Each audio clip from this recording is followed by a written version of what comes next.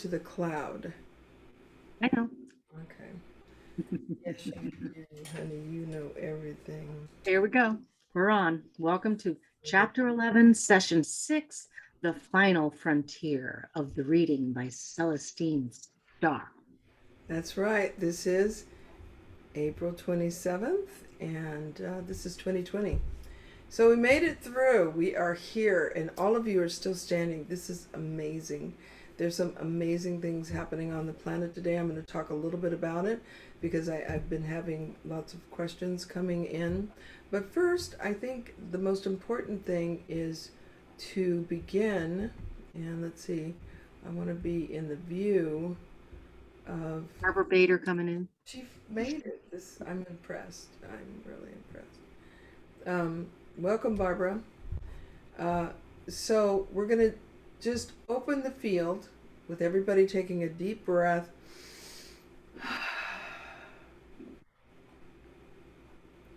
Down in the belly, letting out any tension, any fear, any confusion. This is the Galactic Earth Council meeting, and we're at number 6, Chapter 11, Study Group. And as we open this field, we're taking deep breaths together, and we're going to unify. We're going to breathe in I am and breathe out we are. So we breathe in the I am, and we breathe out the we are. Do it one more time. Breathing in the I am and breathing out the we are.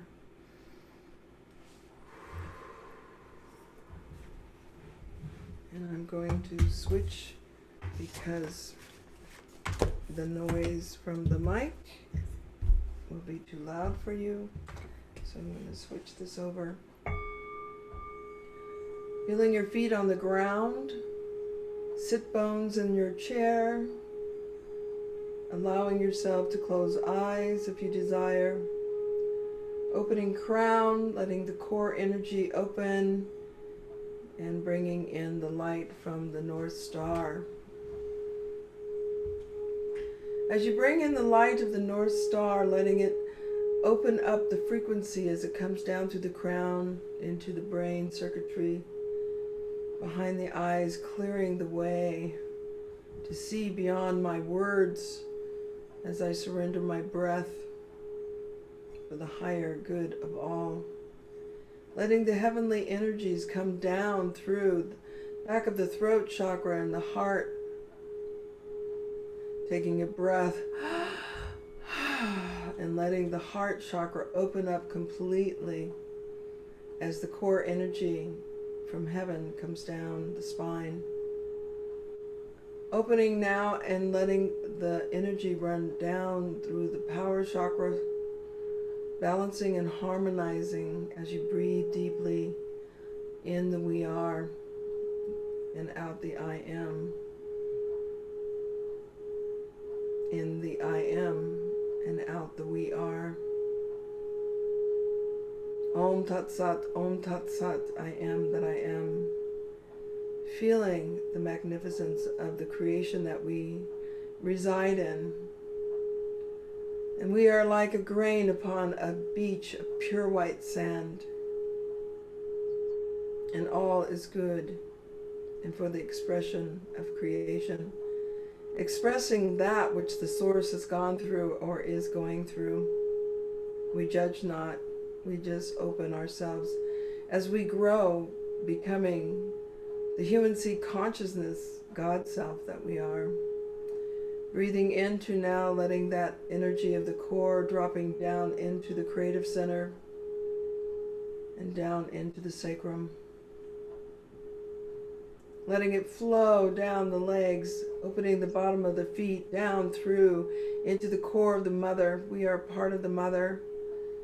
And our beautiful Galactic Star Federation and the Star Confederation, the High Spiritual Council, all are part of the supreme forces that flow through creation. Mother Gaia is a part of the supreme force. And we call glory in the light of the radiant one. Glory in light of the Radiant One. Glory in the light of the Radiant One. Glory and light of the Radiant Glory in the light of the Radiant One. One. The light of the Radiant One. And we feel the energy now coming up from the Mother, giving us the codes for tonight. We breathe it into our hearts. And we open the circle in the highest vibration of truth, love, compassion, balance, and harmony. Yenova Nereveyanava Tebereano Raraveana Yorureo Nayeona Uniane Ane Ane Gloria Gloria Evena Keshenama Aresna Teta Shirata. Today we will speak in the glory of the One. Before you is the heavenly host. The heavenly host, the doves, the one who are guardians of the earth, the watchers. And you see before you the formation of their elegance and their beauty in the cloud form. You may know this one because of its beauty and its brilliance.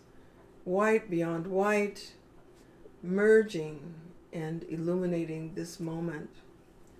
Take a moment and feel in your heart what it is that you are seeking today, because this is our final journey for this time. We've been studying this chapter 11, and so this is an important chapter for all of us. We are deep in it. So I'm going to take a moment and let each of you recognize why you're here and what is your intent.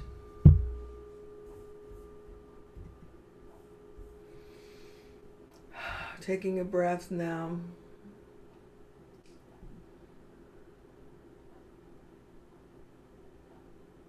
I'm going to open to the High Spiritual Council, the Galactic Star Federation, the Syrian Council that is with us now, and the Star Confederation. And just take a moment. What does that mean to you?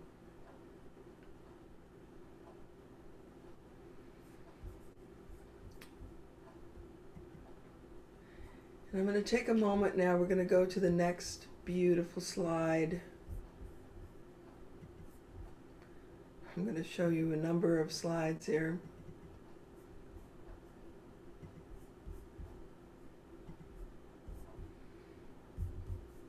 Wait a minute. Let me get it in a place that, yeah. Okay.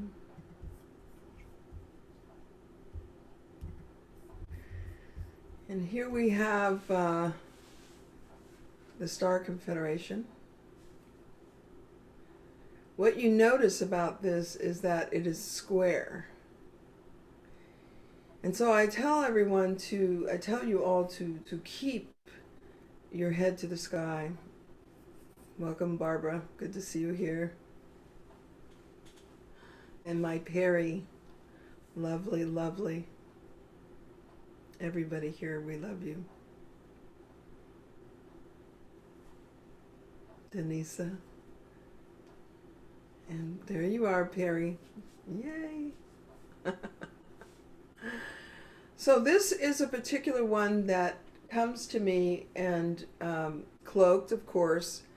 When I travel, a lot of times it will stop me because I know that I'm supposed to pay attention.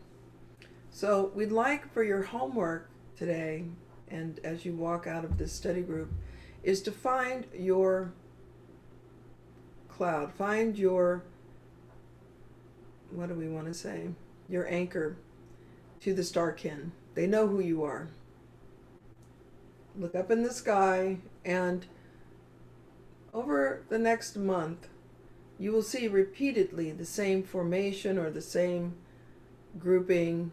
Perhaps it is the beautiful Syrian Council. Notice, because this is very important, there is word that the towers that are 5G are now weapons of destruction. This is for our grouping. You could pass it silently through to others, but please do not post this on Facebook and try to get it onto YouTube. Because of the genetic tampering that's been going on with the viruses and the vaccines, the testing, the nanotechnologies in people's brain barrier, there was a call out, and the Syrian Council appeared. And what they've done is they've moved, the grouping has completely moved into the other dimension. You will not be seeing too many ships coming up here in these days, whereas the movement of reintegration was open and they didn't have to cloak, and it was full-on reintegration. Now our government, our secret space grouping, has taken it upon it themselves, along with Mr. Bill Gates and Fauci and a number of others, to not only start tampering with human genome, but also to recognize that they've built this system around the Earth that can be used to take down other spacecraft. You will notice there are pyramid-shaped blimps, as David Wilcox and Stephen Greer talk about. They want to imprint fear. And let me tell you, this is very true. I'm going to put out a notice from Tanador, who told us directly. At any time, they can melt the towers down. But that is not the purpose of what we are about. In the evolution of humanity, it is about the reintegration of humanity with the Star Kin. So we will ever, forever have a choice of whether we want to incarnate on Earth or wherever we want to go or wherever we want to be. And should they melt down these towers, they would have a war. And it's not going to happen. Now, David Wilcox put out some information, but you could rest assured that he was backed by the space program. There was too much complete detail, and the way it was delivered is like, here's a spoonful. So you could take it in stride and understand, yes, the pyramid-shaped optics can be, some of them can be the blimps, but rest assured others are not, and they are the space grouping.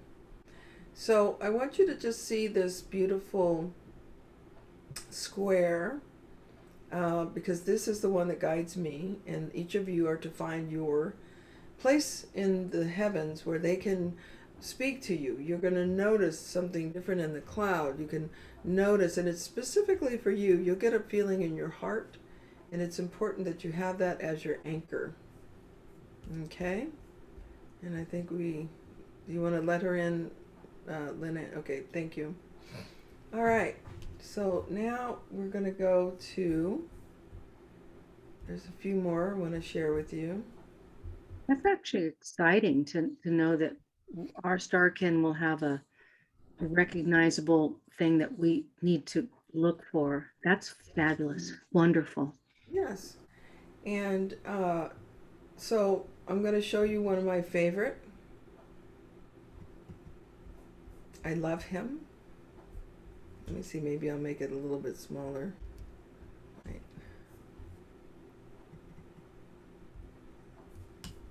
Okay. All right, here we go. Let's see here. I love that everybody's patient.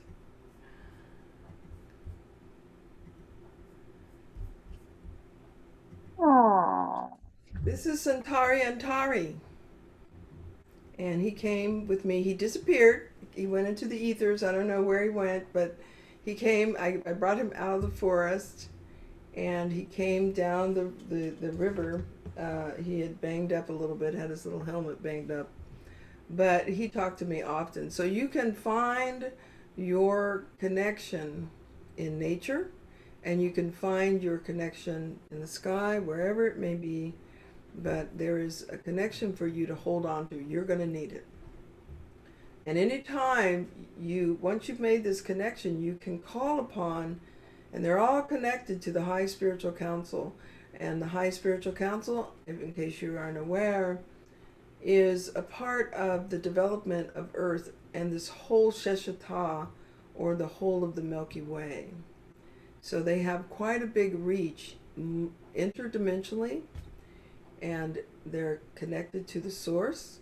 As some of you know, the source impulses what is called the prima ultras, and the prima ultras then step it down through the high councils of all the different lineages, and then it comes into the planetary systems: Sirian, Pleiadian, Arcturian, Alts, all the different places, and then it comes into even to our dimension through the shamanic phases of meditation or plant medicines or whatever it may be. So anchor is important, anchoring the self. And then the final one that I'm going to present to everyone, let's see if I want this one. Yeah. Then we're going to get started. I love you, Chris.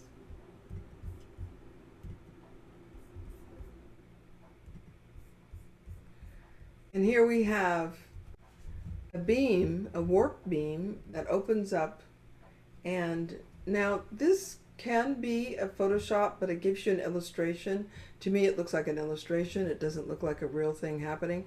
But our space program has really stepped into defending the Earth, and the Earth is ours, and a whole dilemma of this. This was done over in Russia, I believe.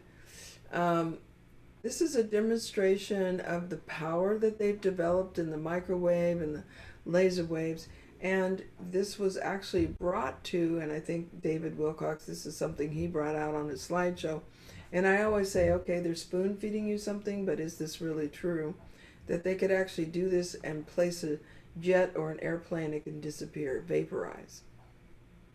So we're up against an energy field of destruction for the quote protection of the self, of the planet, but yet who are they keeping out and who are they letting in?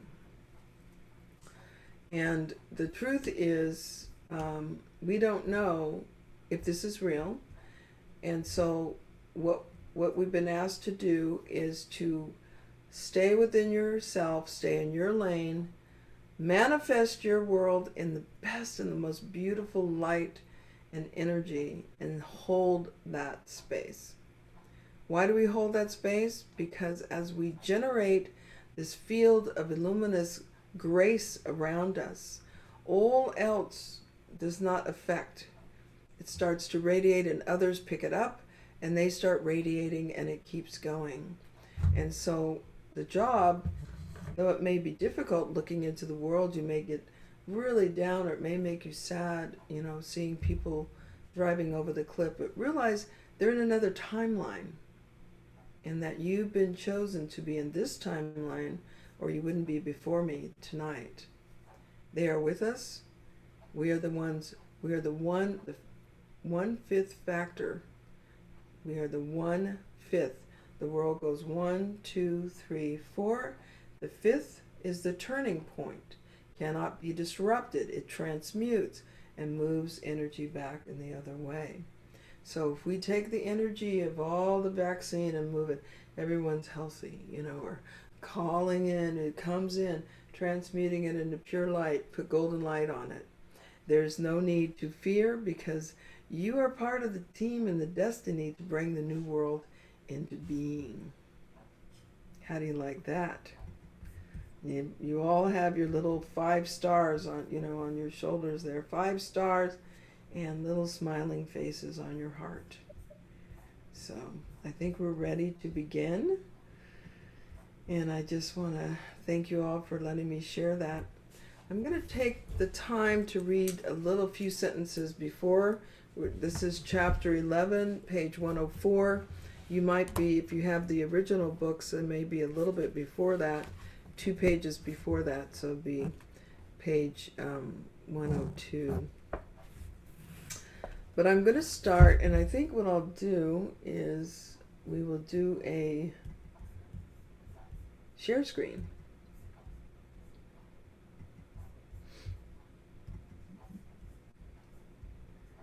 And let's do that. Ba-boom. Okay. And there we go. All right, so I'm just going to read the page before. We of the High Spiritual Council will speak about the illuminating star stones, for they are an important part of Earth's history. My favorite. Illuminating star stones were formed during the perennial beginnings of time and primordial beginnings of time and space. Let me say that one again. Illuminating star stones were formed during the primordial beginnings of time and space in creation, each with a different purpose, function, and purposeful placement.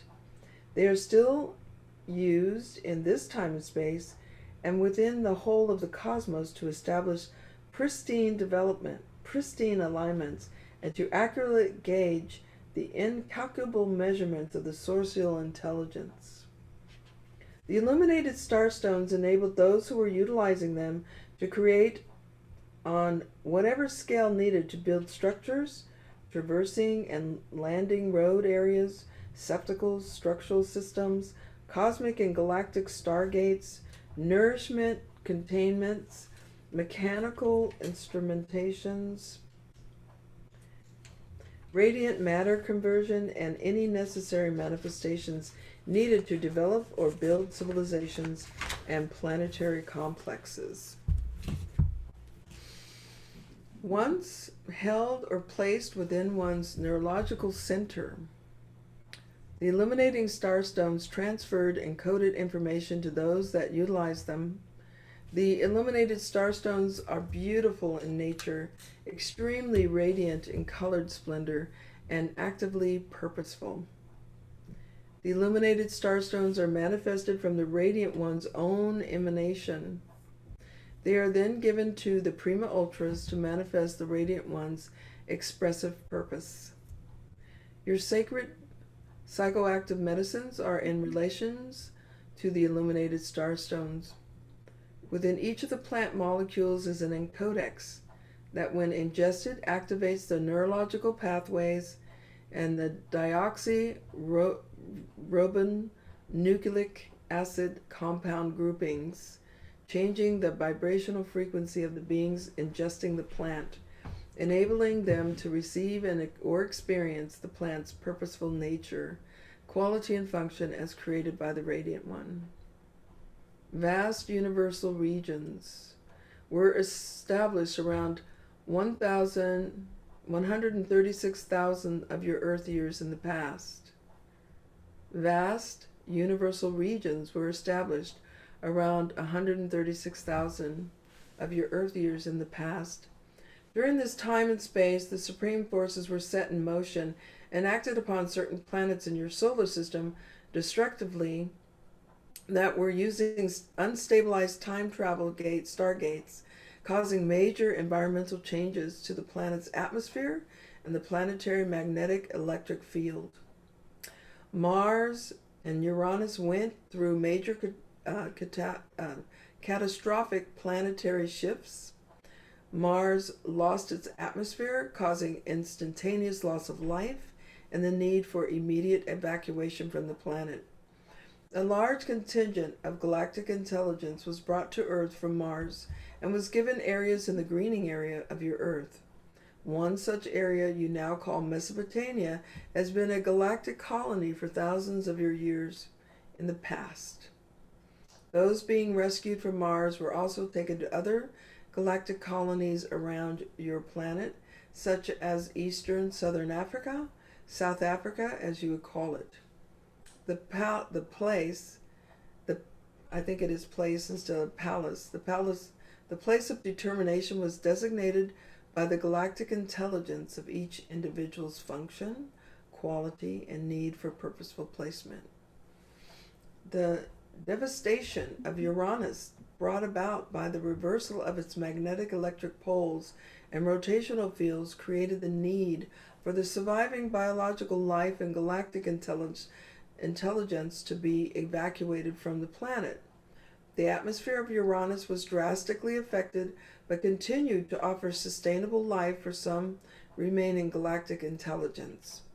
The survivors of the Uranus devastation that needed relocation were taken to appropriate places within your Shishita and into other interdimensional worlds. Others were brought to Earth and to other planets in your solar system to continue fulfilling their function and purposeful placement. The strategic barriers put in place to keep the original reverse ones from moving into dimensional fields of your Earth was destroyed during the destabilization of your solar system. This caused the opening of the way for the reverse ones to return into certain areas of your Shishita and your solar system. Many of the original reverse ones were not embodied in a physical form. Rather, their intelligence remained as a radiant light embodiment. Other galactic intelligence with reverse complexes also were able to enter freely into your Shishita in the area of time and space around your solar system. I'm going to stop right there for just a moment. And you can open your mics and we can speak freely. If anybody has anything to share.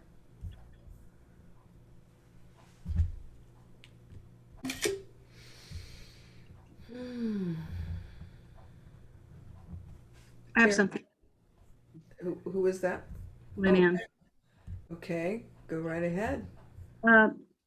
It seems so contrary that it took 138,000 years in the connected solar system, and then instantly the atmosphere became uninhabitable. I mean, that seems like it happened like that instantly. And that's shocking. That's right. So this is what the reverse ones. It's kind of a little telltale sign of when they're becoming problematic. Like right now, the reverse ones on this planet, whether they're outside of the human physical form, they're interacting and they're interfacing with humans who are tampering with time travel, who are tampering with the Geno, who it's a part of their nature to want to control and to own and to it's just a part of who they are. And so what they're showing us is that in our own history, more than once, it's this tampering with the electromagnetic field. They call it the magnetic electric field, and there's some science behind why they say that. But yeah, we are right in the end game right now. This is where we are.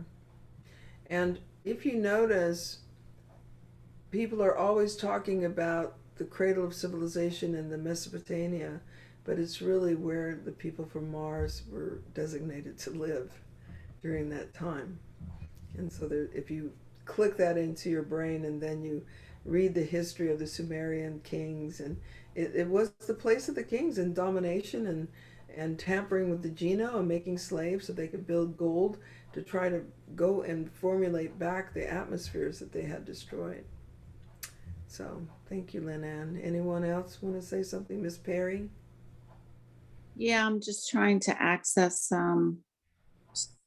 just some things about when you mentioned with Uranus. I honestly have to go back and figure out when the destruction happened there was a conflict, right? And then there was a complete devastation, completely destruction of the planet, right?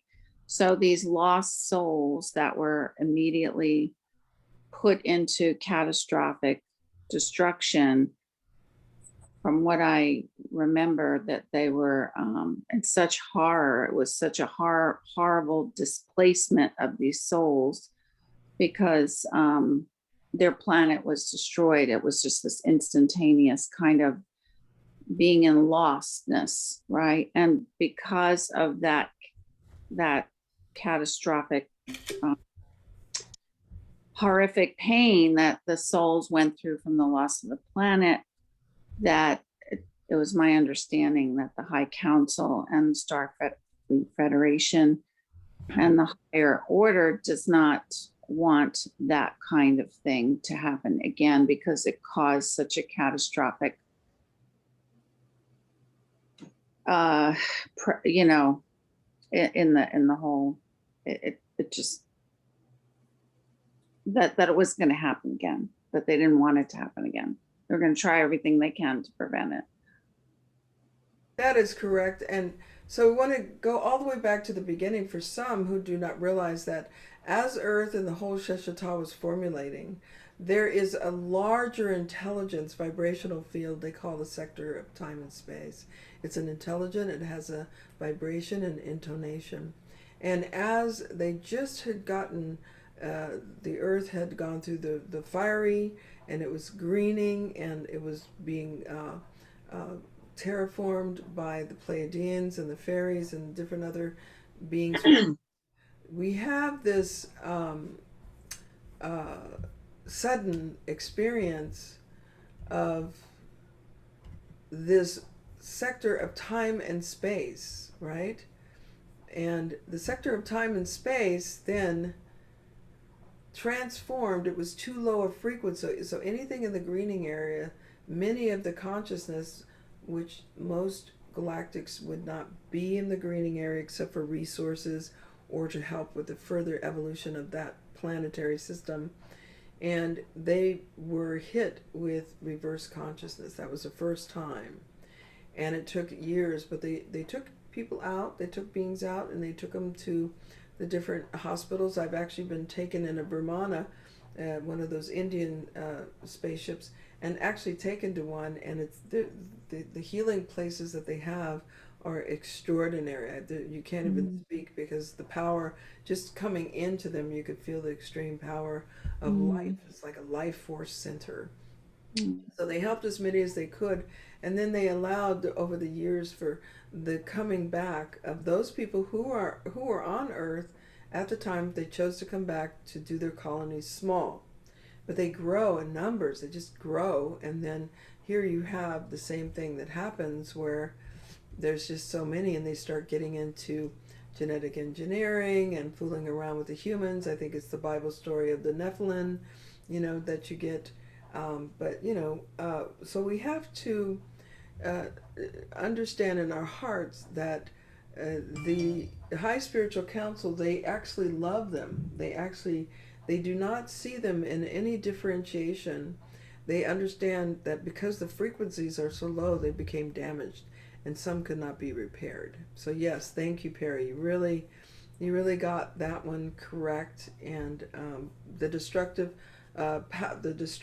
energies of the time of Atlantis and the other times that there was destruction through the reverse consciousness beings is still impacted within our souls. Right. And we have returned because we have that awareness, and we know what it is about. And with all the will within our hearts, we're here to hold high and to stand for the illuminated ones, and call in what we need to call in to help initiate and make sure that things do not be another round. They told us, okay, so I'm going to take you to the point. The point is our space program brothers decided to set off 10 atomic bombs at one time. I'm doing the history on this. I was in New Mexico in Alamogordo when this happened, and the sky was torn in two. So that barrier they spoke about that kind of kept the reverse consciousness out was destroyed, and that was I was 7, so it was 1960. somewhere around in there. And it stayed that way. It actually snowed in the front yard. There was a delineating line. We could go in the snow or we could be with the sun shining. And it stayed that way, a line in the sky, warbling for over a week or so. Wow. And the Native Americans came out and did their ghost dance again, and it was just insane. So that was when the spaceships started coming out. And I do believe that there were, at that time, there's a story of the family being taken into a spaceship. My stepfather followed one. I mean, these are mile-long disc, the saucer disc, and there was many of them. They would shut down the traffic and when they go across, and then everything starts up again. But I believe they were checking on us because DDT, chemicals, atomic radiation. I mean, we were the children of the chemical age, and I've spoken about this. So we brought it on ourselves this round. So they're not going to step in as they normally do. We have to figure it out, how to use frequency, how to use sound. That's the way.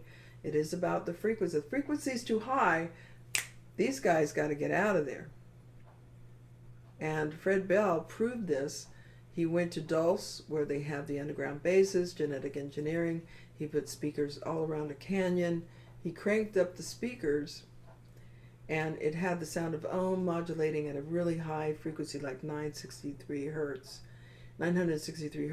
and he just blasted it, and those little ships were popping out of there, pop, pop, So there is fun, and yes, it was fun. He said he couldn't believe it, and he just left the speakers going, and he knows that they would have to find each one because he did more than one, and so that was glory in the light of the radiant one. But and so I took that understanding where I was, and I built the pyramid system and did negative ionizers, lasers. We cranked it up at my little place, and it stayed, like it changed the weather. I mean, we had illumination of energy and people getting healed and using sound and frequency. We're on our own. We need to do it. Use the sound, use higher sounds and frequencies, share it with each other. This is what it's all about. We can do it. We have the keys. All right, so now let's go back and continue. I'm going to share the screen again, and here we go. All right. So the influx of the new galactic intelligence from Mars brought to Earth some of the qualities and functionalities of the original reverse ones. The need to expand their area of living, to place control and dominance over those they came in relationship with, and the need for hierarchy is self-ruling. The integration of the Martian Uranian resonance and other reversed galactic intelligence began to affect the harmonic intonation of your Earth. The High Spiritual Council, Galactic Earth Kin, Galactic Intelligence, we will call Star Kin, and the Galactic Star Federations gave attention and support to the shifting of the consciousness of your planet and throughout your solar system. A system was put in place to monitor the fluctuations or vibrational frequencies put out by the reverse galactic intelligence and the Martian uranium grouping. This was to determine what their effects had on the greening environment, Earthkin and the biological life forms of your Earth. I'll read that one more time. This was to determine what their effects had on the greening environment, Earthkin and the biological life forms of your planet, on your planet. It was determined that it would be necessary to begin using supreme and primal force to contain and detain the reverse ones from their need to again perform their interspecies genetic experiments and sexually mating with the Earthkin who were residing in the greening environment.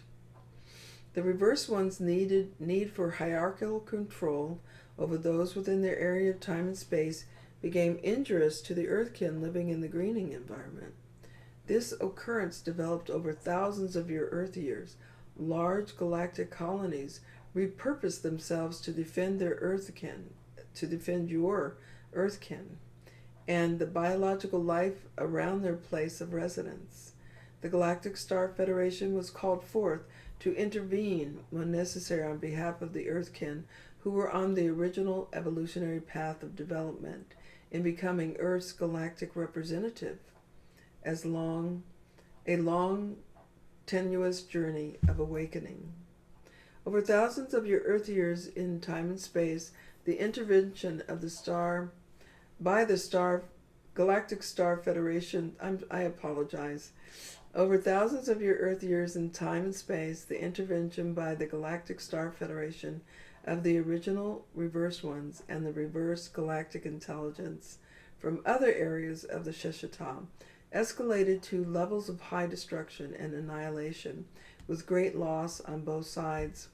One of the primary objectives of the High Spiritual Council and the Galactic Star Federation, besides giving protection to your Earthkin and the galactic intelligence on your planet, was to prevent the reverse ones from creating and activating unstabilized time travel stargates, causing magnetic electric polaric destruction of the frequential fields surrounding Earth and other planets in your solar system.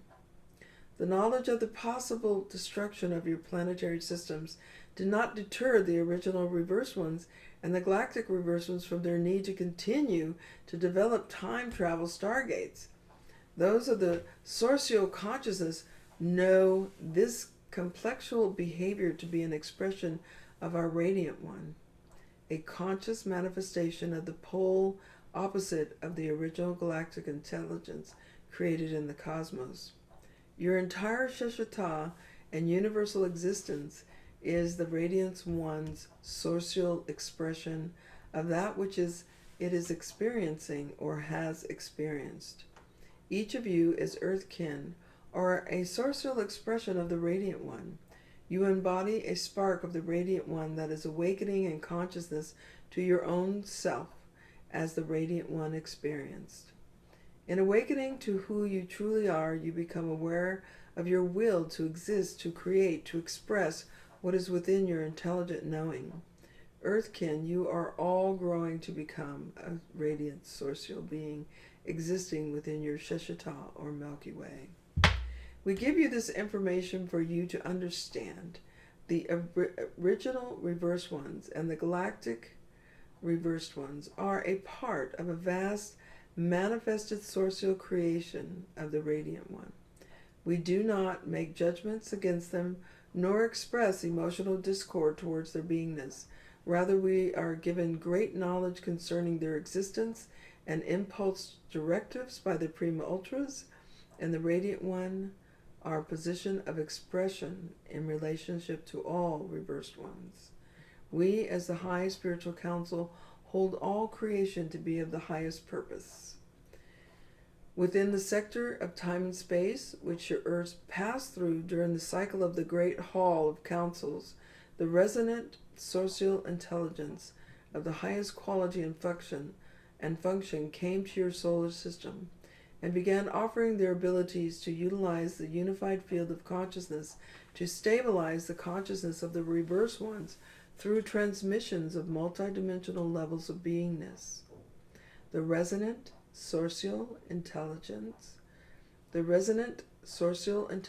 that appeared on your Earth were called by your ancestral Earthkin the Netaru, avatars, gods and goddess beings. Many stories have been written by your Earthkin about their existence in ancient manuscripts, hieroglyphics, and the ancient songs. They appeared in many divine forms, from humanoid to luminous light beings, small insect-like creatures to giant luminous beings, goddess Anunet of Kemet, goddess Aphrodite of Greece, god Krishna of India, and the goddess Avalokiteshvara of the Tibet are examples of the resonant sourcial intelligence who appear in your dimensional world throughout Earth's existence to offer their divine powers to creation of the Radiant One. And I think we're going to stop right there. It's a good place to stop. And so anyone want to share?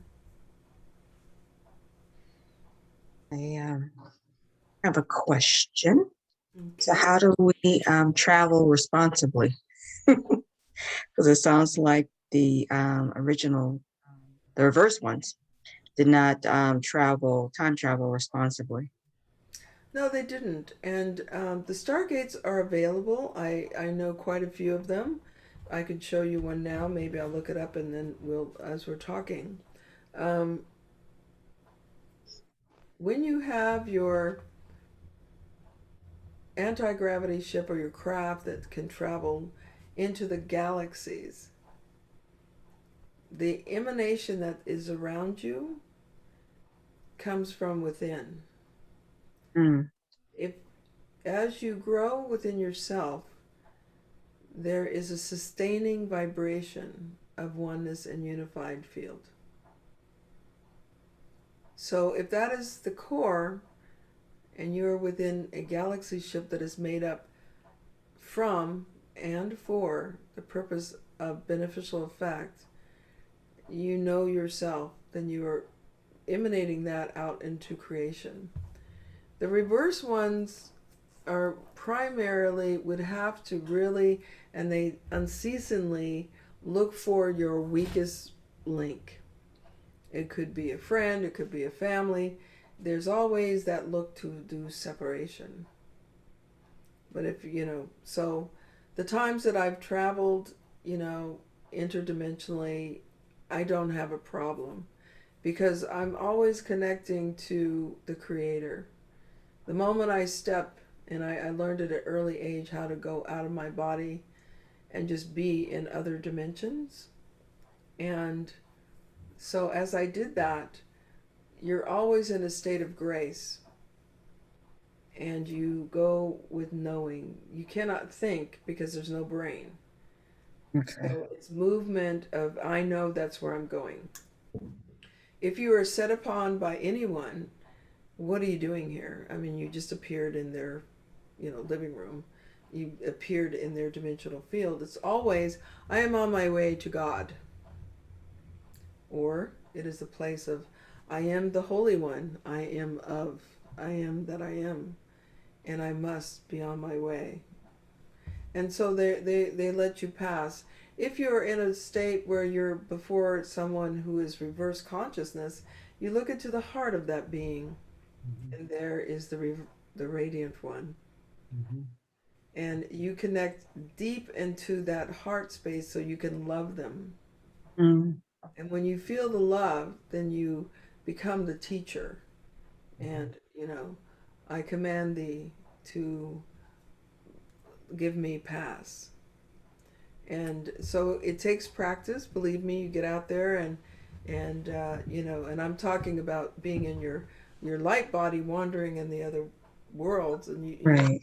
I teach my students to use the Merkaba around their bodies, and you know exactly where you're going, so there's no delay. I teach also to travel with the Holy Spirit. Mm-hmm. You call in a holy being to move you through, to guide you through, and you can clear the space by the divineness of myself. I ask the guardian angels to go before me and clear my path. So there's different methods. Yeah. If Thank you're you. in a if you're in a true spaceship, believe me, they've already prepared for you, so you don't have to worry about Okay. it. Yeah. Thank you. Great. Yeah. Thanks. Anyone else want to speak? I'd just like to add to just the gratitude of that's how I first come to know my star kin is through the path of the heart. And I'm very deeply grateful for Celestine for just confirming and affirming that in opening and finding the way through the heart.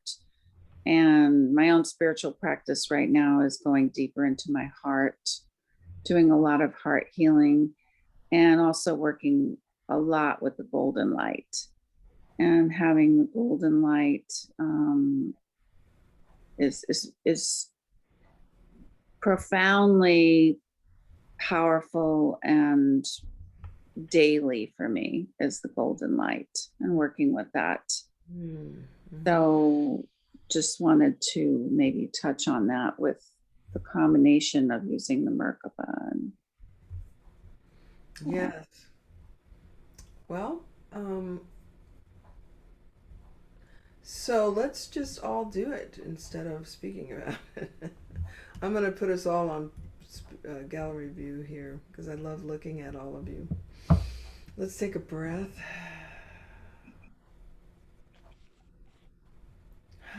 Now, when we brought that core down from heaven, that is one way really, anchoring strength. Heaven and earth together, you in the middle, in the heart. But now we're going to call on the Christos. You're going to feel the light of the sun, which shines day and night. And it has a spiritual power. And we're going to let that spiritual power, the light of the sun, the Christos, come into our being. As it moves from the heavens and it comes into your auric field, let the radiation of this golden light permeate through. And as it permeates through, feel how it feels as it hits your face and your hands and your chest. And let it go in deeply. It's going in and in and in to the body. And feel if your breath gets a little bit stilled, or does it breathe more rapidly? Each person is different. Just relaxing the shoulders and letting the energy pass all the way through and into the back of your auric field, so and below, and it just fills you up with golden light. And let's just sustain that for a moment. It's this holy light. And anything that is within you that is not of truth, let it be dissolved in this moment. Any fears, mistrust, confusion.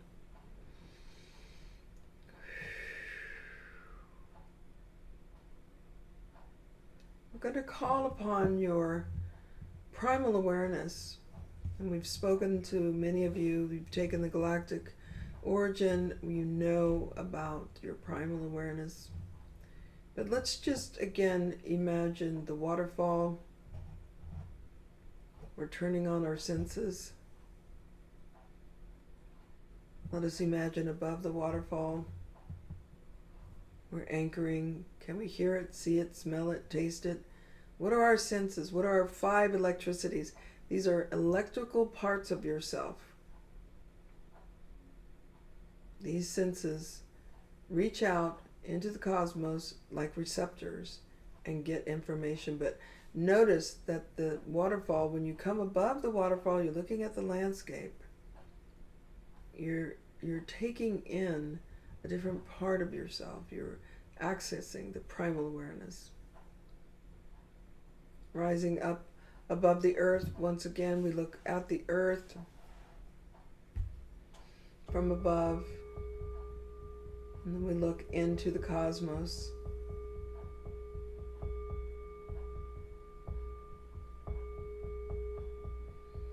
Feeling how beautiful it is to have access to all of creation. And now calling your primal awareness, I call your primal awareness back into your physical body, letting it come down in through the crown and the back. Let it just kind of come in and ride down that central core. As you breathe it in, you expand. You can feel it in the center of your beingness. And let it move forward into your body. And now we're going to all create a Merkaba. Each of us will create a Merkaba that allows us to go through time and space. Going to take a breath, and we're going to tone the sound of awe. And then as you tone the sound of awe, find that you then let go and you begin to say the tones and the sounds it takes to manifest your Merkaba, your vehicle of light, around your physical body. Let's take a deep breath, and we're going to tone the sound of ah.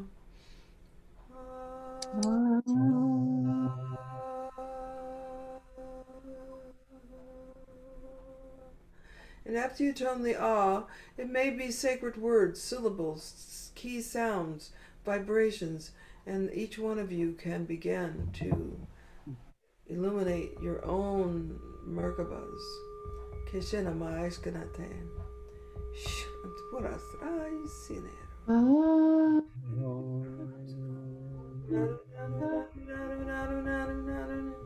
Ashia.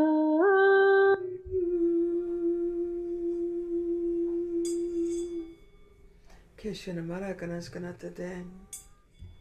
Kamashkanu Hari. Yezurarama. Yakamarakanaskanate. Kamashkana tura maistu terana. Yes. Beautiful. And feeling your beautiful Merkaba, which is indestructible. It is with you always. And in your primal awareness, bringing it forth. This is your protective shield. It's indestructible. It can go through time and space.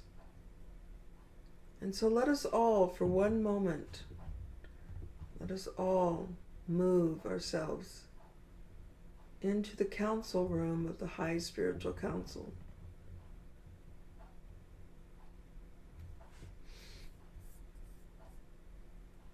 And as we move into the room of the High Spiritual Council, feel the presence of a beautiful hall. And in the center of the hall is the flame of flames. Notice the color of the flame. Allow yourself to be present in the hall of the High Spiritual Council. And there you are within the hall. You can stand up. You can look directly at the council that sits in the far reaches of the council room. Perhaps you can see the different formations. Some are light, some are in forms, some not. And we will ask them to give you each a message for your lives at this time. Keshkana maestra perste shirna mai kurada maestate karma iskana mai rada isre rande bekaras noturna. In the silence, listen carefully. You may receive it in your heart. You may receive it as tones or sounds. And this encoded message is just for you. You just share if you will, and when we return. But for now, listen for the message for yourself.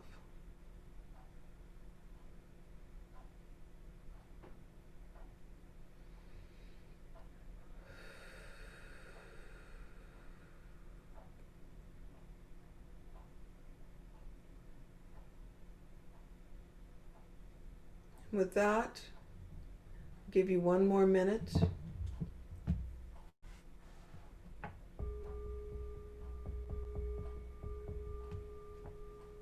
And now I call you back to your bodies in each of your beautiful places of being, allowing yourself to come back into the rooms, feet on the ground,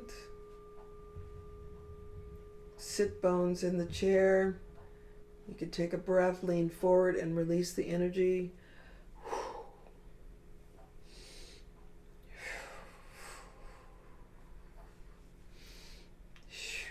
Coming back in. When you've come in, just go ahead and lean forward and release the energy. Calling you back in, Lynn Ann. Yeah, lean forward and release the energy. There we go. And so now we're going to open for anyone who wants to unmute and share.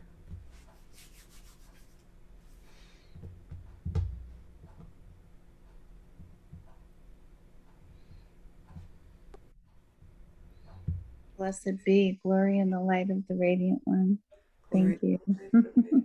Yay. Mm. Yay. So Barbara, do you want to share something with our group? You can unmute and share.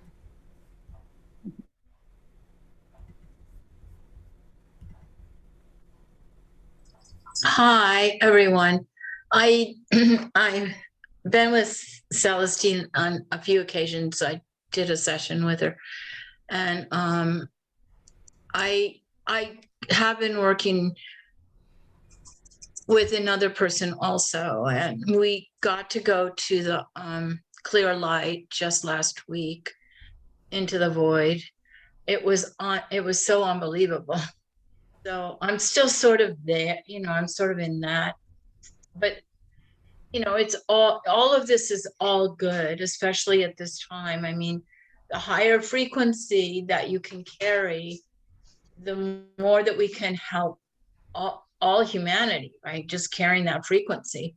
And I work with children, and they're halfway there. I mean, the ones I'm working with, they're really astonishing at 4 and 5 years old, So that's really helped, it's really been great. I'm grateful that I got to work with these kids to see what our future can hold, because they're all meditating, and they all hold a really big light. So that's kind of my update. Thank you, my love. I'm so glad you joined us. I know it's been yeah, because I work. Yeah, so, and I commute, so that's why I haven't been able to do it. Yeah. And whoever you're working with, it, there's no this or that. I am, Yes. yeah. We're all connected anyway. We're all connected. Yeah. Yeah. Thank you, my sweet, precious love of all loves. Yeah. Okay, Chris, we haven't heard a word from you. I'm just taking it all in right now. Okay. It's yeah, some very good ideas and thoughts to sit with. Beautiful. Be in. The Experience. end. I love it. Thank you, my dear. And we'll have Denisa. We're going to move around a little bit here and get some beautiful words of wisdom from our sister. Hi. Hi. Thank you deeply for taking us to the council. What we received there, I mean, everyone has their own. Yes. Share only if you wish, but just maybe wisdom to share as well. Okay.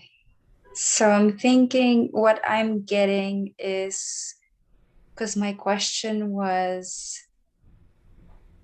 I didn't even bring that up. Encountering unstable stargates. Yes. And if we encounter one, this was one of my specific questions that I didn't bring up. It's been my question for a week. What do we do when we encounter them? And I guessing that the symbol I got just now from the council with that sound is supposed to be a part of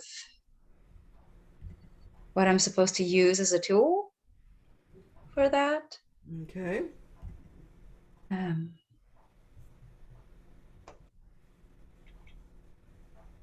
I haven't used this one yet, so I don't know if it does. I love it. It's a mystery. You have something very special. Yeah. All right. So I let me see here. I love it. So I'm going to answer that for you, but just take me a moment, because what I need to do is I'm finding a picture of the Stargate for everyone to see. And let me see here. Oh, I know. I'll just put Stargate. Let's see.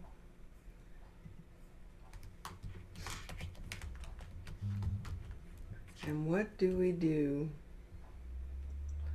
Again, it is the calling upon the high spiritual council, the illuminated ones, of course the Christos, Yeshua, whatever you know in your heart as the God force, you know, it enables.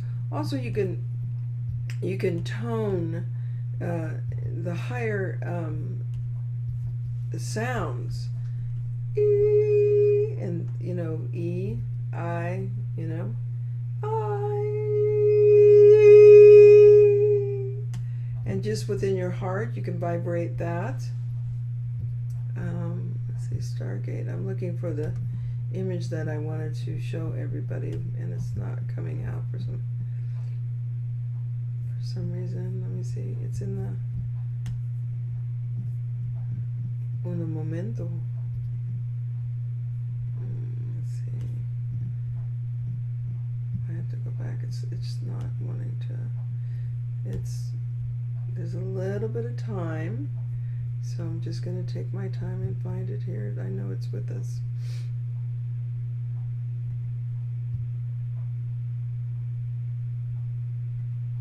Okay, let me go into marketing.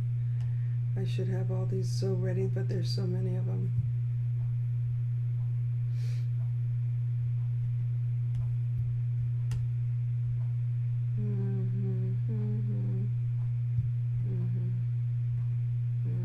It's not coming out. I have a Stargate that I was just sharing with someone.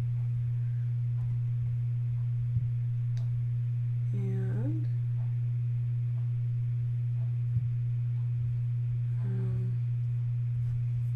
okay, it's not coming out, so we're just going to have to have a rain check on that. The only one that's really coming out at the beginning of a Stargate, which this is what they want me to show. So I'm going to show this.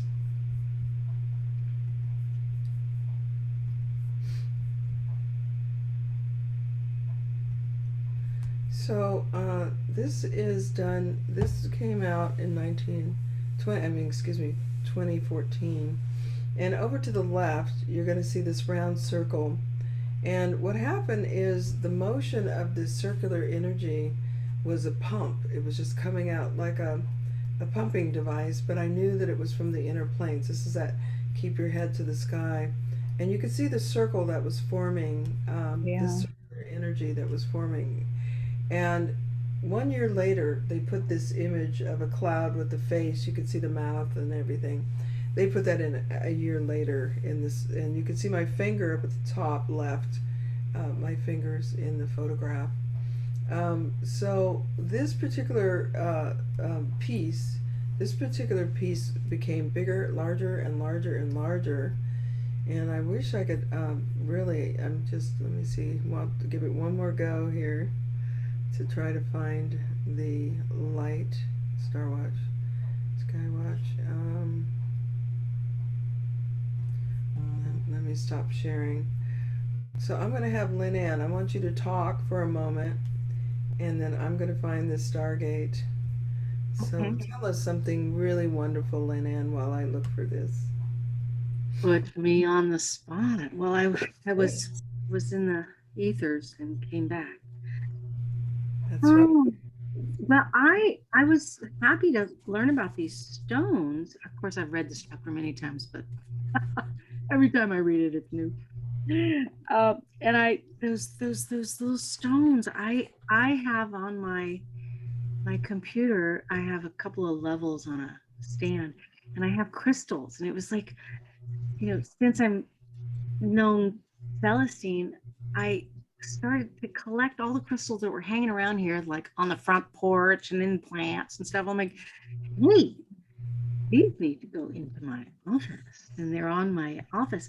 And then I heard that they need to be activated. So sometimes I put activation music on for them, and I put different little jewelry on them, and they make me so happy. They make me so happy.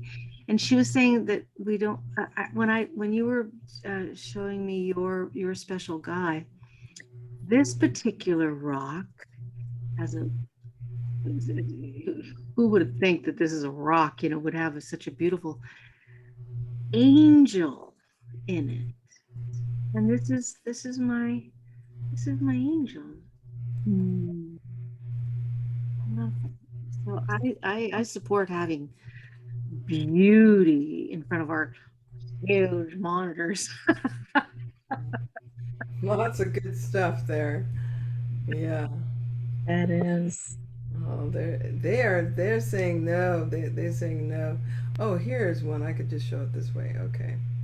Hold on a second here. Okay. I'm going to just copy paste it. All right. Here we go. I'm gonna go. We found it. I'm so happy. Here's my heart that I got from my Go session. And I take her up to Sky Watches. I embody her, or not embody, but I activate her, and I say, okay, we're gonna meet our Star Kin tonight. I love hearts. So you have really, this is the Starstones. I mean, they're basically, yes, it's true. So I have located our image. Thank you, Lenan. You're so gracious. Yes. Thank you, Lenan. And thank you, my Denisa, for your quest and question. So we're going to begin with this one here. This is the beginning of that Stargate over in San Rafael in 2014. It's the anniversary, right? May 2014. And this is how it really started out. You could see the interface of the interdimension in creating the Stargate. Now this is a high spiritual council. These are illuminated gateways that open up, and this is one that I took with my camera. I was driving towards Santa Rosa. By the time I finished in Santa Rosa, this is what it looked like. So I have videos of it. You'll notice that the sun is horizontal and the Stargate is vertical. You can see the edges of it. And as I sat there, the mechanics of the center of the Stargate opened up, and you could see it moving constantly as starships came in and went out. There was a sense of elation when you're in the presence of anything that is of benevolence. You always feel like you want to scream, you want to be happy, you become giddy. There's always a sense of love and harmony. And if you come into an area that you feel the back of the hair is standing up on the back of your neck, there's a feeling of fear, not coming from the sense of like your programmed information that's coming up in the reptilian brain saying fight or flight, but rather you could really have a sense of foreboding that this is not a safe place to be. Then you know you probably walked into a situation. You can always call on the High Spiritual Council, and you can call on the Galactic Star Federation, or you can say, I am under the protection of God, of the pure light. I am the pure light of the radiant one. You can be God, you can come into your God force and command. And it really is, you'll have practice because we're in it now. And there's plenty of time to practice because there's things happening on a daily basis in which you will be using all your tools. You know, you can say, like, for instance, Barbara, going into the light, And then they give her the tools, they give you the tools of the experience, but now you got to ground it and actually utilize that information. And so you may have something happening in your family, discord, disruption, and then bringing yourself with the light, bringing that light from that dimension into your life, present time, and you may be able to use the light to move and to clarify and to bring into harmony. So those are different ways that you can find yourself utilizing the situation. An example for me that I could give you, and thank you, Denisa, for your question. Okay, I'm going to go back to the speaker's view. An example for me was that I was at Contact in the Desert, and a reporter was doing an interview of me as far as with reptilians, because I've actually had experience of the reptilians on Edwards Air Force Base. And in my body, because I had seen this being, the vibration of it, of true fear running through my body is still intact. You know, I mean, when I bring that image or that thought. And so immediately a high command starship appeared. Let's see, I want to move that out of the way. Let's see. A high command starship suddenly appeared. I see what's happening here. There we go. And as it appeared in the sky, I looked over and the reporter just kind of froze, and he said, "What is that?" And I said, "Well, that's the high command. They come in and protect me." And they came in to make sure that I was okay. And I mean, they made themselves known in an instant. So I wish that for all of you. It can really happen. It just depends on your relationship and your awakening to your own galactic consciousness.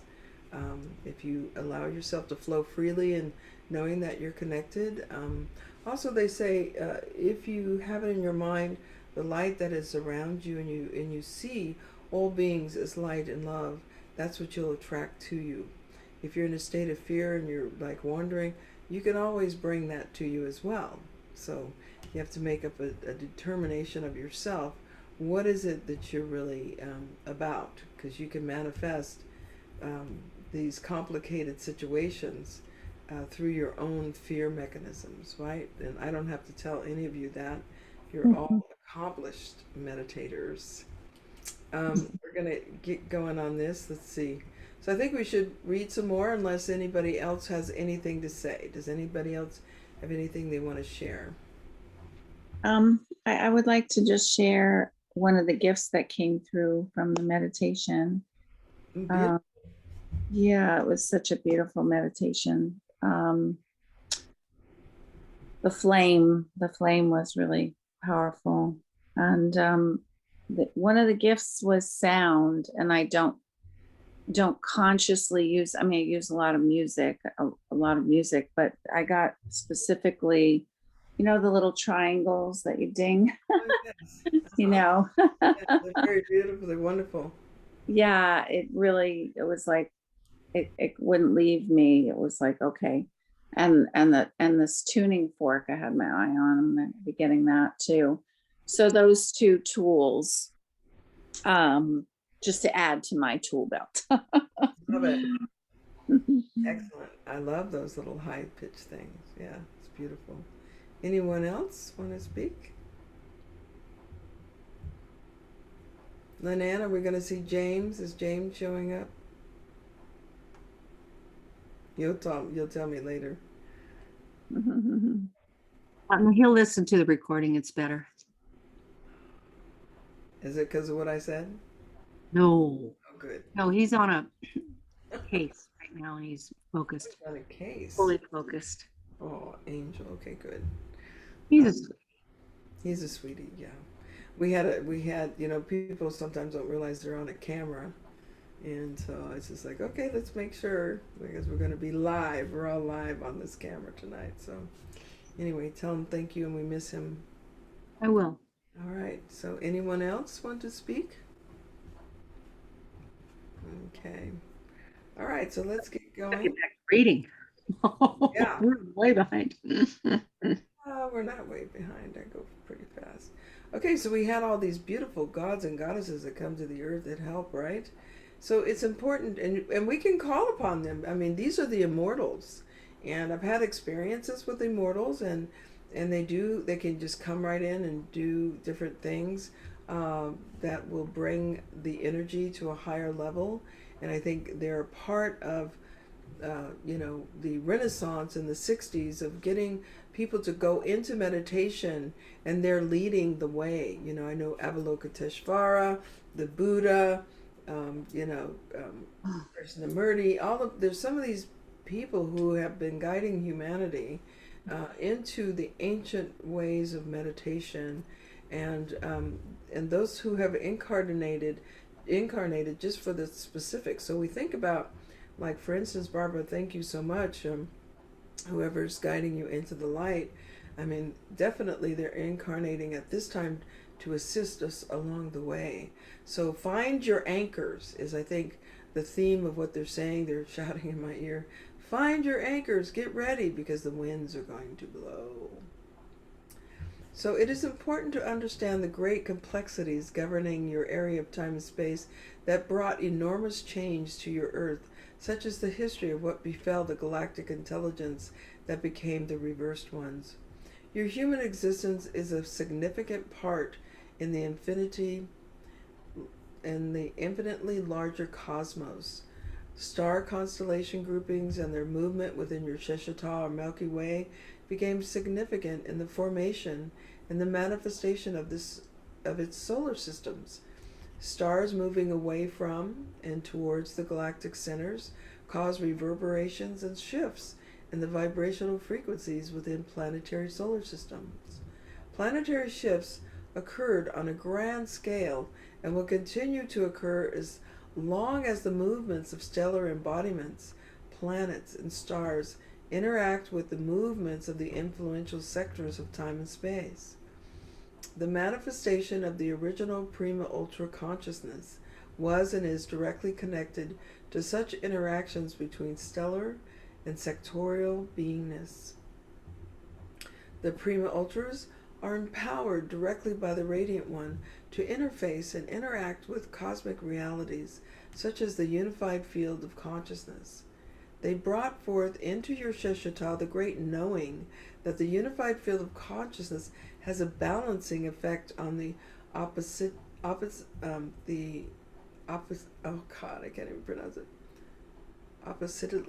polarized reversed consciousness. Sometimes it happens like that. The immense abilities of the Prima Ultras to transfer beneficial knowing and to evolve and developing consciousness is one of the key aspects of the beingness of the Prima Ultras. I'm going to go back. So they brought forth into your Sheshata the great knowing that the unified field of consciousness had a balancing effect on the oppositely polarized reverse consciousness. I think this is a key for all of us. The immense abilities of the Prima Ultras to transfer beneficial knowing, to evolve and developing consciousness is one of the key aspects of the beingness of the Prima Ultras. The Prima Ultras are the great guardians of existence. They assist in the harmonization of your Sheshata for all time and space.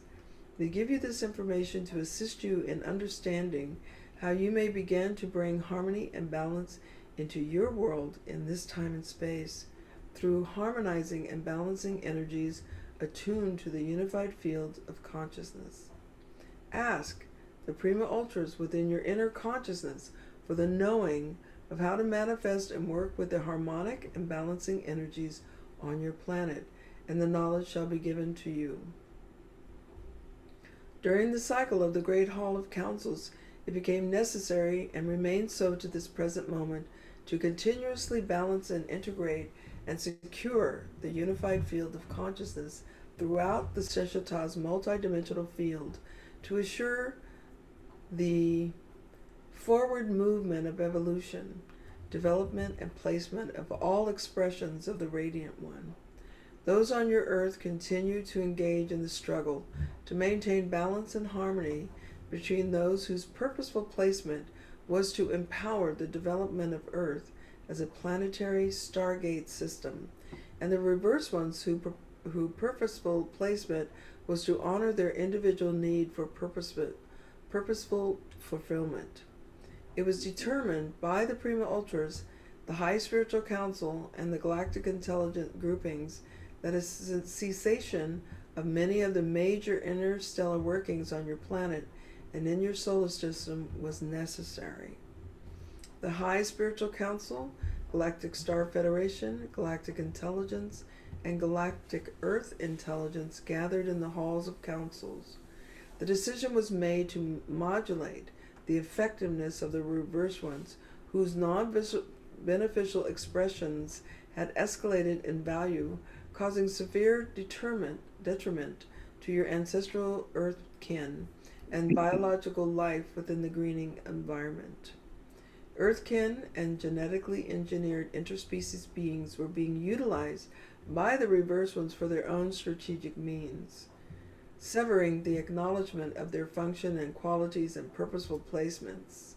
Earth's resources became overutilized in the areas the reverse ones colonized and was continuing to expand into unreserved areas of the Earth, causing irreversible damage to the greening environment.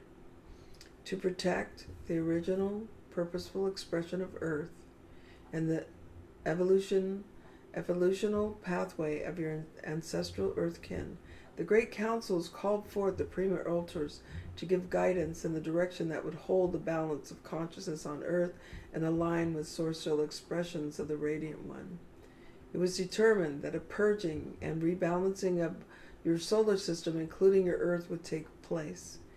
The Galactic Star Federation and other galactic intelligent groupings were requested and agreed to offer assistance in taking the Earthkin along with the interspecies and other biological life forms to places of safety on and off their planets.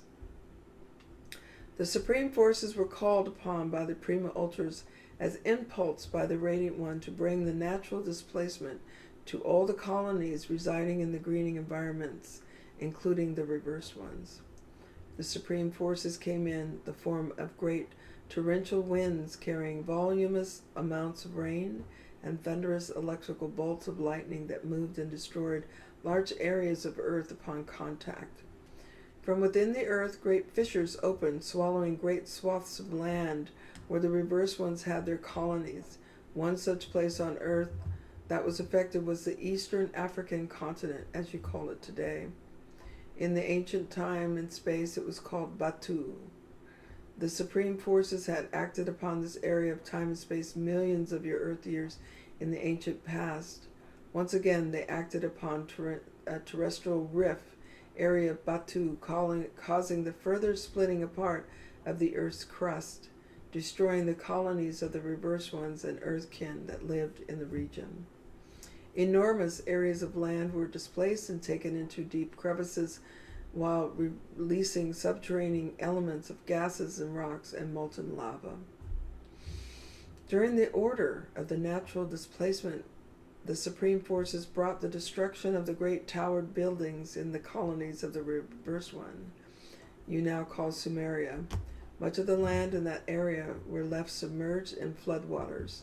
The Supreme Forces wrought destruction throughout the ancient lands of the Tigris-Euphrates rivers, Eastern Kemet, Egypt, Southern Africa, Central China, Japan, areas of Northern India, and portions of the land of Mu.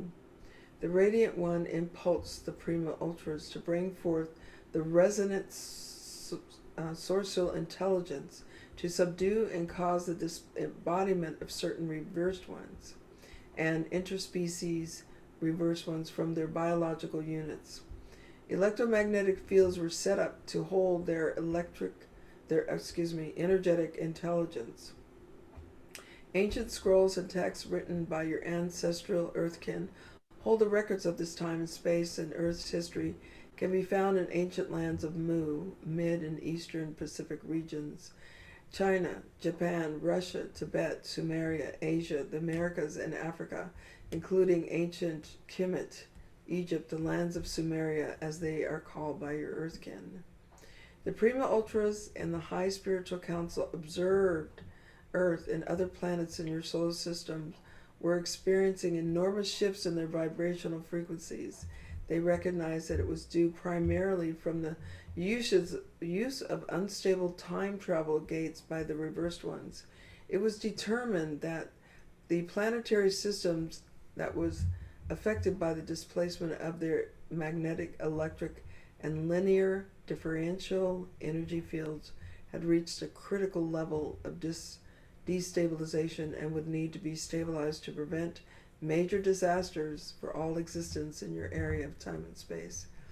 The unstable time travel Stargate systems were to be disassembled and made dysfunctional, as put forth by the Prima Ultras and the High Spiritual Council.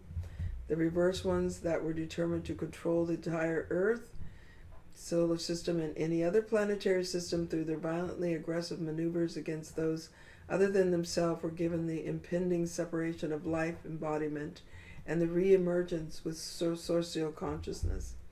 From this, they have become known to your Earth kin as the fallen ones. The reverse one's demise of life included separation from all biological forms, interspecies creations, and all Earth kin. Many Earth kin have been captured and held for servitude, as were small groupings of galactic intelligence that were held by the reverse ones within their field of operations and utilized for their purposeful abilities. The use of supreme forces, the resonant sourcial intelligence to subdue and bring under control the workings of the reverse ones was recorded in the archival Sheshata halls of record as the day of lament, the day of great sadness, dating to about 165,000 Earth years in the past. As the separation of life was opposite to the natural existence of the whole of the Sheshata, the determination to disassemble and make dysfunctional the work of the reverse ones was completed by the High Council, made up of resonant sourcial intelligence. And let's see, I think that is where we end for today. Wow. That is a big fat wow. And so anybody who wants to make a comment or share.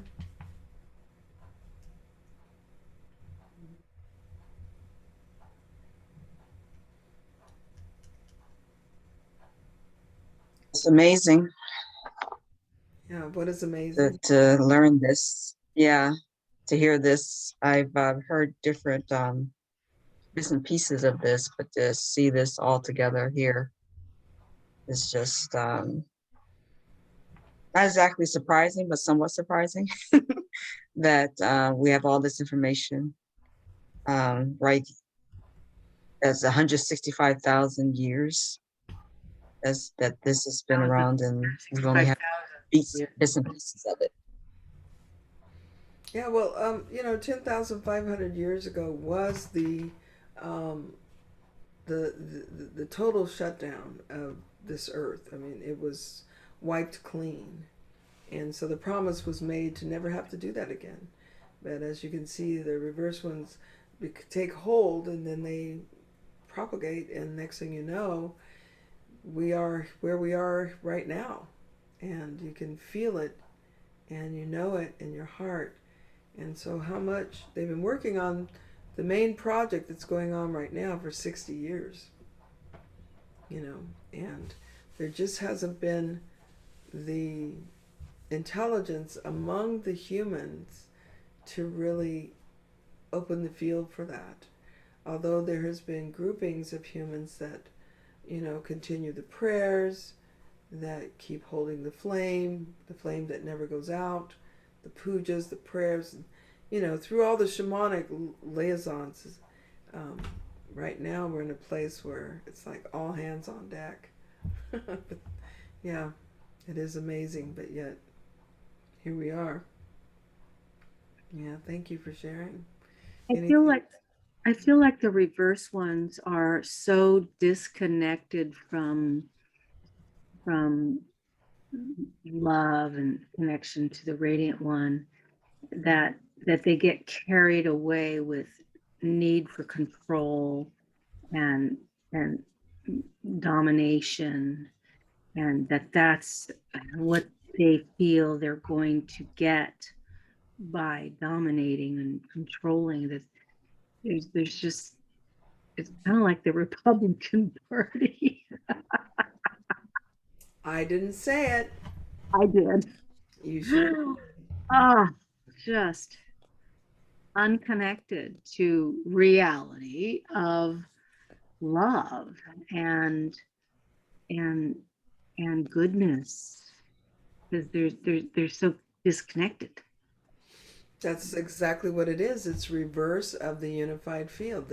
They help us to understand, and this is what I love about the Galactics, is they understand that their expression is one of separation, and so it's just.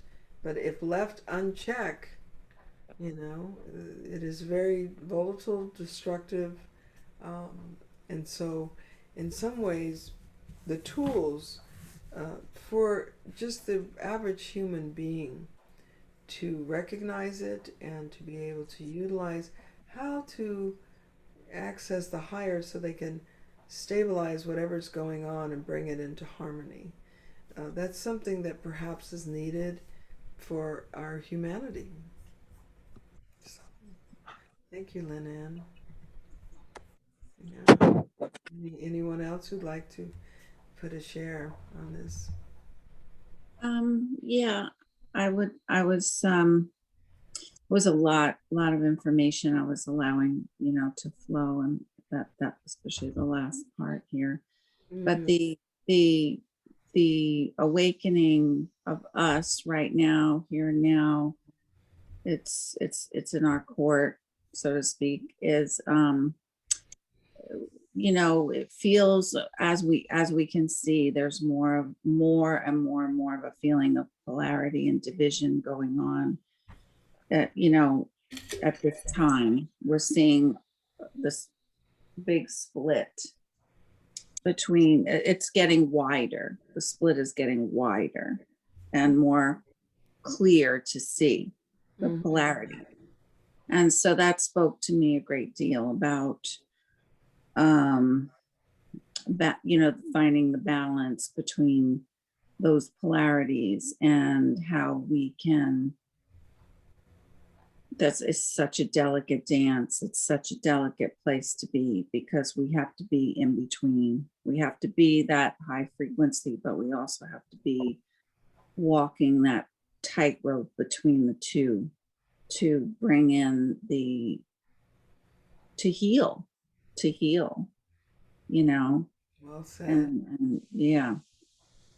Well said, my dear. I just want to breathe that in. And I do want to say that my experience of being on the other side in the septicals, and my experience of what is going to be given to all of us as we move into a state of integration with our star kin is phenomenal. And those of you who have done the galactic origin sessions and you recognize where you came from, you know what I'm talking about. That will be physical reality. To walk through a hologramic, or to be flown through a hologramic imaging into another dimensional field, cities of light, beings that are loving and working together. And that's not to say the whole of the cosmos will be in harmony, because there is the reverse one throughout the whole of the cosmos. But for this little earth to awaken to the magnificence of that is my desire and hope, to be here to see it happening. And we're pretty much, we're really, really close. And I think what hurt my heart most was to understand that these beautiful towers that are made for our computers and our phones are weapons against our own star kin. And that really disappointed me, and they can jack them up to 5G, 6G, and they can wipe out a city, every one of us. So, there's no protection in no sense, because it's a microwave energy field. And there are people that are making clothing that can help the body from this. But at the same time, we're getting the gamma rays. We're getting the photonic energy rays, which is going through our bodies in the same way we just did that meditation with the Christos. And it's enabling the right brain and the left brain to awaken and to become, we're forming the third brain for humanity. This is a brain of evolution to be able to understand complex levels of consciousness, just as we did tonight. I mean, think back, 100 years ago. This couldn't even be spoken of.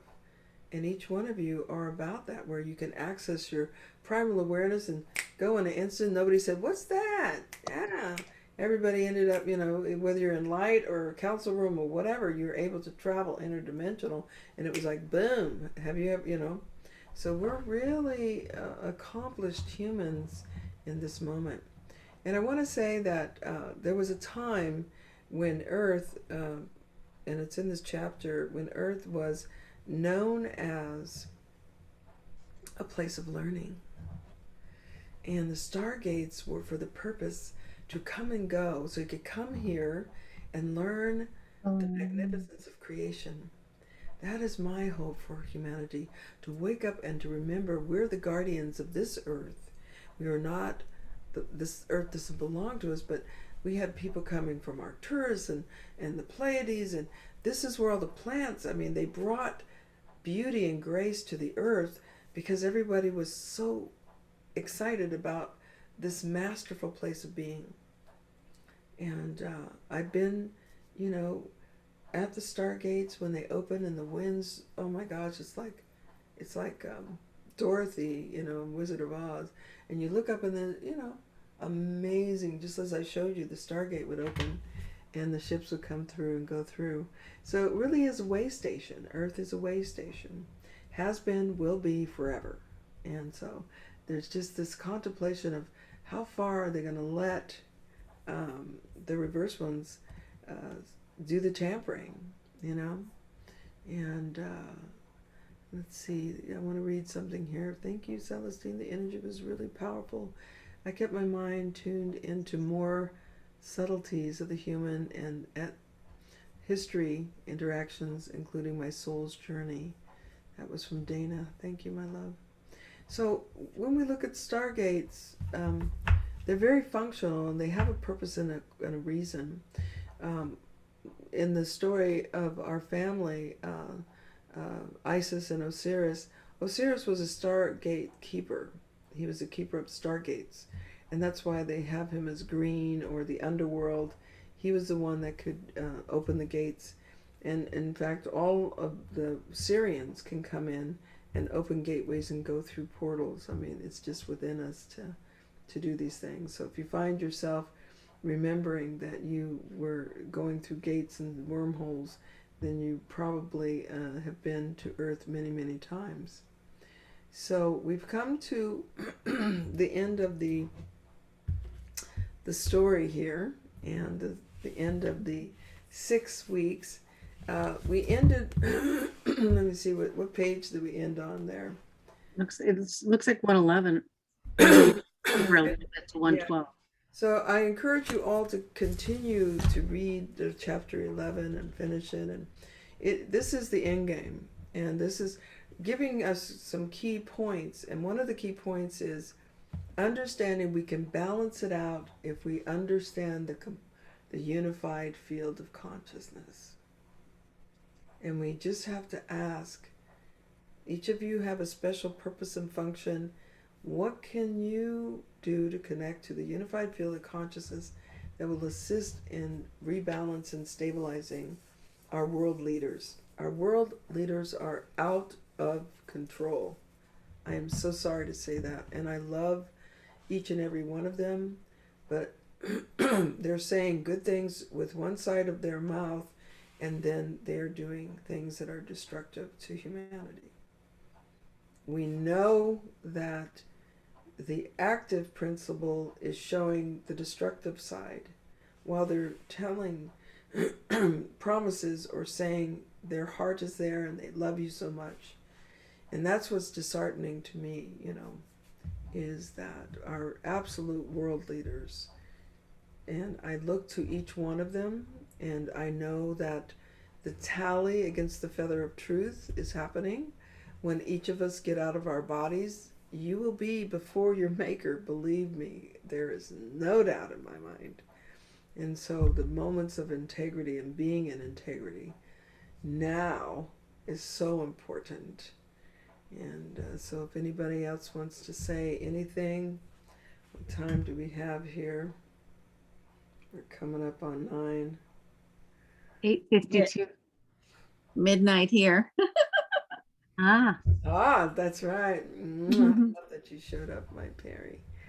I'm hoping to go out on Skywatch, but you know what's happening is the Galactic Star Federation, their starships are being revamped, and they are not in the sky that you could see. They're cloaked. So I'm in negotiation to do a sacred Skywatch in May. When I come back, I'm going up to Seattle, come back and see what's happening there. But it's my heart is like, where did you go? You know. Yeah. And they purposefully come out that I'll see one, they'll go whoosh, whoosh, and then they go back in. Oh. But Oh. they have to deal with our Yeah. space program people and Yeah. Yeah. and our weaponized mentality. Yeah. So I don't know what to say about that. Yeah. All right. So let's go around and just say whatever you want to say to close off this 6-week, you know, any blessings, whatever. We'll start with you, Perry, since you're so beautifully right there before me. Oh, well, I wish I could have been part of all of them. I was, not able to attend every reading meeting, but That's the right. ones I have, yeah. And I really get so much out of the reading of the book from you and the sharing between everybody, because it's there's a lot, there's just so much to digest in the book. There's so much, and it's nice to share and really talk about it and really take it in and process it. And I really, really appreciate that. And I wish there'd be more, but I understand. 6 is a lot, and then we're It is. usually it's the winter to keep the Galactic Earth Council going, and then in the spring we go out, and but everything is shifted, and it's not as easy for them to come in and do their lessons and things with us. Yeah. So we'll see how that goes. Yeah, but thank you for saying that. I appreciate it. Thank you. Yeah. Oh, I appreciate it so much. It's yeah. Perry's been with us since the beginning. We're over Oh. 10 years now. This is our 10th year. And so I feel really good about that. I'm 10 years with one grouping, having contact with ultra-terrestrials. No one abducted, no one losing their mind, everyone doing well. Yeah. Hmm. Thank you, Mother. Yeah. Thank you. All right, I see Barbara. So Barbara, tell us like it is. Tell us. She always tells us. Well, you know what? I just had my friend on the phone earlier today, and she was saying because of the division or whatever's going on, she said, but don't you remember what the Dalai Lama said?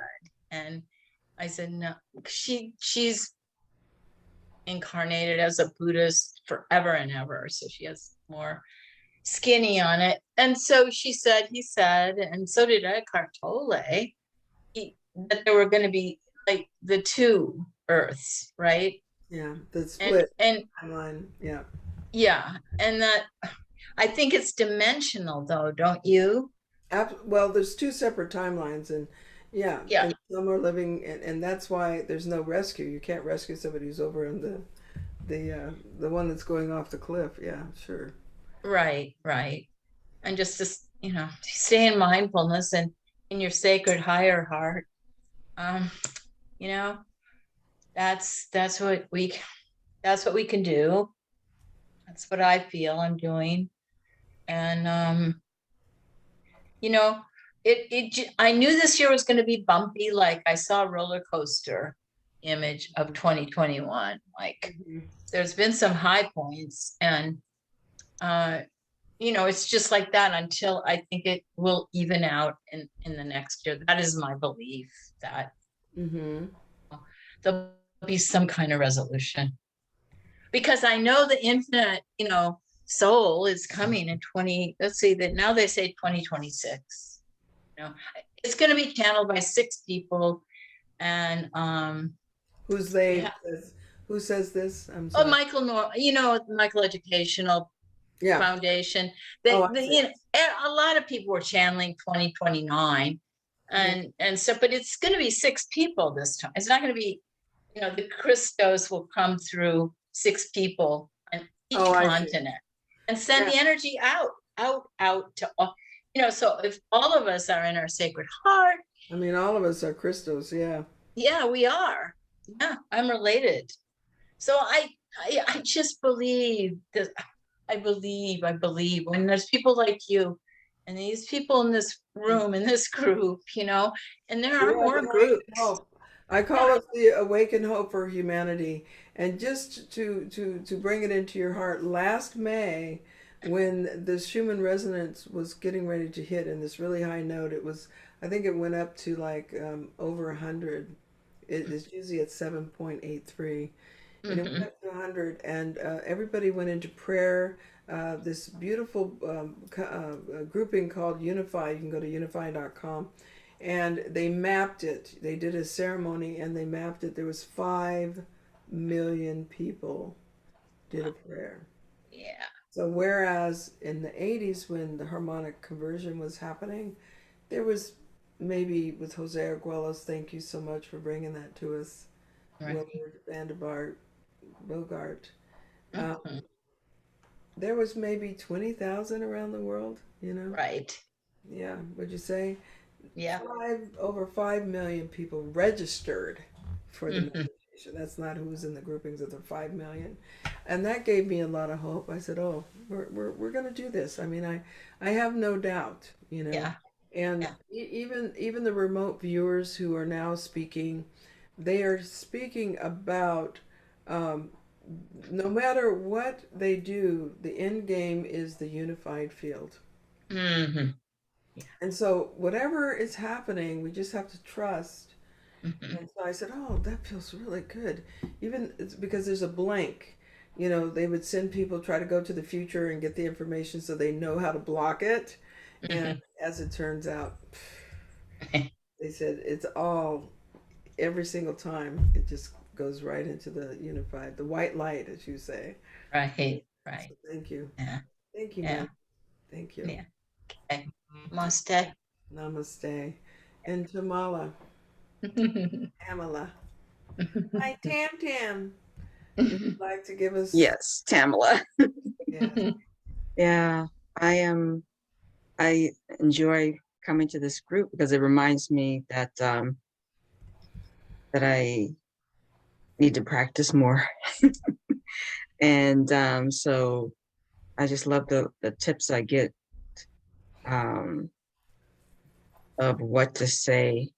That's really helpful because I sometimes think, okay, what should I say if something happens? So yeah, this has been very helpful. Oh, good. Yeah, you can always call, have the check-ins. Remember those check-ins? Yeah. Oh yeah. And I always think of nature, they use butterflies, they use dragons.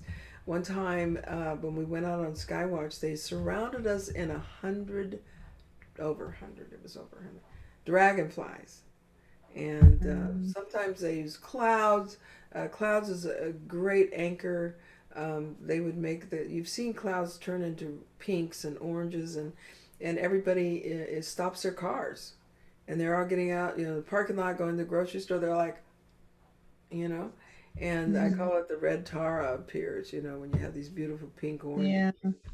And you're driving along the ocean and you go, oh my God. So these are things to hold on to in our hearts as we go along the way. The nature forces are with us. The supreme forces are with us. We can call on Centauri and Tari. We can call on the tree people. We can, I think of the Hobbit, and they say, in one ring that rules them all, and they had the tree people, and they had the different forms. We cannot do it by ourselves. And so that's the one thing I did recognize, so that we cannot do it by ourselves. And Marlena says, so grateful for each reading and sharing galactic consciousness with Celestine as our guide. Exclamation, oh, you get 10 points, honey. I think that's what you wanted to share, so we'll let you get away with that one. All right, and then You just reminded me of the you just reminded me of the clouds in Florida. I went there a couple of years ago, and it was like celestial clouds. So I'm gonna start looking up more. It was fabulous. So I'm like, I wonder if that was a ship, because the way you describe ships all the time, like cities, it looked like a city. It was magnificent. well, there you go. So, thank you. There's an interface. There's an interface from another dimension. It just hits you, and So Yeah. take pictures, start your collection. And I'm going to do a book of clouds at some point. So my beautiful Chris, before we lose you, because I know you slip away, slipping away. You want to share, my love? As you're saying, I'm slipping away. I'm really tired. But yes, many ideas, many thoughts, many questions. Just the path is to move on, keep on, and to stay open. And as you strongly suggested, to stay grounded, and know that we will be given the ideas and the thoughts and the strength to bring some light into this world. You bring a lot of light, Chris. So thank you. And it brings the point that we have a choice of where we're going to put our energy. If we focus it in on what is going on that is destructive, we are adding to their energy. If we focus in on what is destructive because we're curious and we want to know about it, we can scoop up the energy and transmute it into pure light. So it's like not really leaving it there, but transmuting it as the 1/5 factor, calling in an angelic presence to go and resolve that energy, and just becoming the guardians that we are here on the earth. We've been given many tools. All of you are magnificent divinities. So we're ready. They're calling on us. They're giving us the baton. The doves, Mary, Iisha, who is Isis. Yeah, Mary Magdalene, the crystals, all of them say, their time is done. It's our time. They're giving us the baton. We have the next 2,500 years. How do we want to envision it? We need the visions now. That's the message directly from the doves. They're handing the baton. What can you do that will affect humanity for the next 2,500 years? What are the symbols? What are the sounds? What are the vibrations that can bring the next and the next and the next generations through? So thank you, Chris. That just inspired that little come out. And let's go with let's see, Denisa. And let's have you unmute and share. Hi. I am so glad I was able to catch at least the last 2 readings. Thank you so much. It was after I first read, well, first I'm gonna say the anchor, the clouds. I just took mine last night. Did you? I've taken pictures of clouds twice in my entire life. And last night I saw it. It was so obvious. And these 3 little points of light kept showing up in there in almost every frame. It was like a being laying on his back. It was beautiful. Fabulous. Well, I'll keep looking for it. Yeah, look for it, and then we'll post it. We'll get to see it tonight if we can. I love it. This is fantastic. Really nice. All right. Thank you. Anything else you want to share, my love? Yeah, when I first read this chapter, and when we asked the Prima Ultras for the knowing, when I did that, the following day in my yoga practice, I received this It was like this visual of this huge, it was sort of shaped like a stone, but it was pink. It was more of like, it was basically a tool we can put around the globe during meditation and to set it. But then on the outside was, and here I really resonate with what Perry said, the golden globe, because I've been using that for 6 or 7 weeks around myself.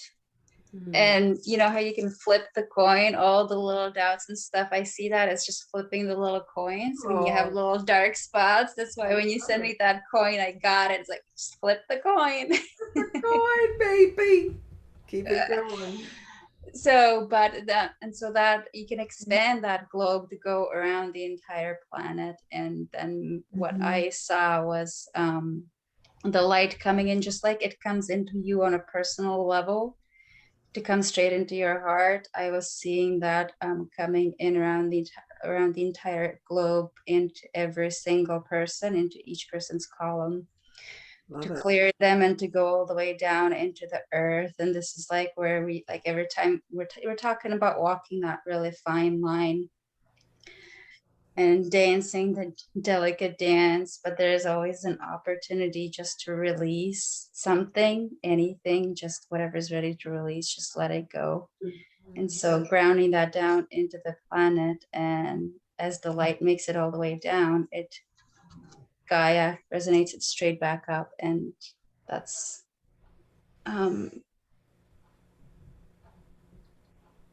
what I got as far as lifting the vibration with that for the visual from this. Beautiful. Thank you for your sharing. And the pink, that always brings me back to the love. You know, that's that Tara, the goddess of compassion, the compassionate beings and luminous beings of compassion. So thank you, thank you, thank you. We will take that in our hearts.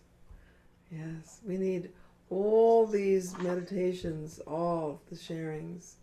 So really appreciate it. And so I think let's go with Miss Lynn Ann. Hi. I'm reminded to integrate the connection throughout every moment of the day. It's through days and through difficult emails or difficult conversations, and just bring the light in and allow that to drive me. And I'm just really reminded about that. Excellent. That's really a blessing. I'm gonna breathe. Let's all breathe that in. All through the day, it's a continuation. And so we have Marlene, and Dana. Did you say something? I can't remember. Did Dana? Or Dana? You sent a knowledge. Let me see. Let me look in the chatty here.